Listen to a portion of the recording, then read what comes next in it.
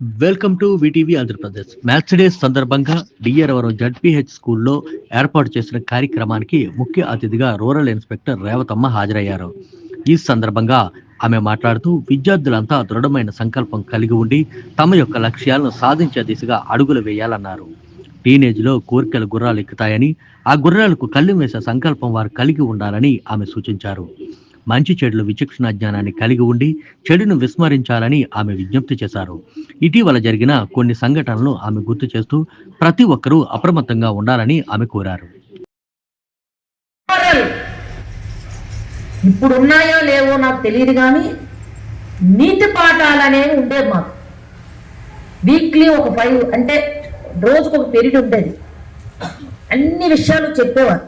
ఇప్పుడు ఈ పోటీ ప్రపంచంలో మరి అది ఆ పీరియడ్ ఉందో లేదో, కానీ అందులో చెప్పే ప్రతి విషయం కూడా రాముడు మంచి బాలుడు. ఏంటి రాముడే మంచి బాలుడు ఎందుకు? చాలా మంది దేవుళ్ళు ఉన్నారు కదా, వాళ్ళందరి తండ్రి ఏంటి? రాముడినే ఎందుకు అంటారు? రాముడు త్యాగశీలు, ఏకపత్ని వ్రతుడు, తల్లిదండ్రుల మాట జవదాటుడు, అన్నదమ్ములని అందరినీ కలిపి తీసుకెళ్ళాడు.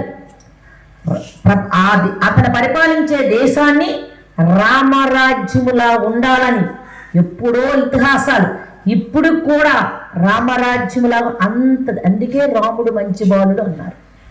మనం కూడా అలగలేకపోయినా సరే కొంత విధంగా ఎదగాలి. ఏంటి ఎదగడము అంటే, మనం టీనేజ్లోకి వచ్చిన తర్వాత మనం ఆడపిల్లలైతే వాళ్ళు ఏం చేస్తారు? ఆడపిల్ల ఉంది, మనం ఎవరితో మాట్లాడాలి, ఎవరితో మాట్లాడకూడదు. ఇతను మనకి ఏ చూపులతో చూస్తున్నాడు?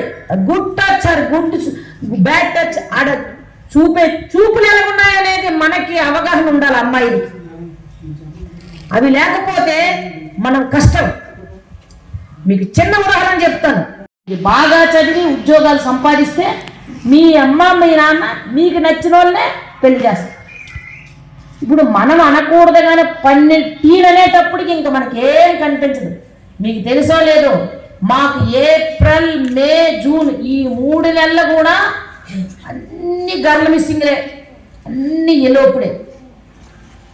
అందరూ గర్ల్ మిస్సింగ్కి వస్తుంది ఎలోపుడు. అంటే ఆ ఏజ్ ఉండాలనుకోని ఆ విధంగా తప్పుతో వెళ్ళడం వల్ల ఫస్ట్ మీ ఆరోగ్యం, లివరు, కిడ్నీ, లంగ్స్ డ్యామేజ్ అయ్యి తద్వారా నలుగురికి చుట్టుపక్కల వాసన పీల్చుకోవాలి కూడా డ్యామేజ్ అయ్యి 60 సంవత్సరాలు బతకాల్సిన వాళ్ళు 25-30 సంవత్సరాలు చనిపోతున్నారు. ఈ టీబీ, ఇంటర్నల్ డిసీజెస్ వచ్చి.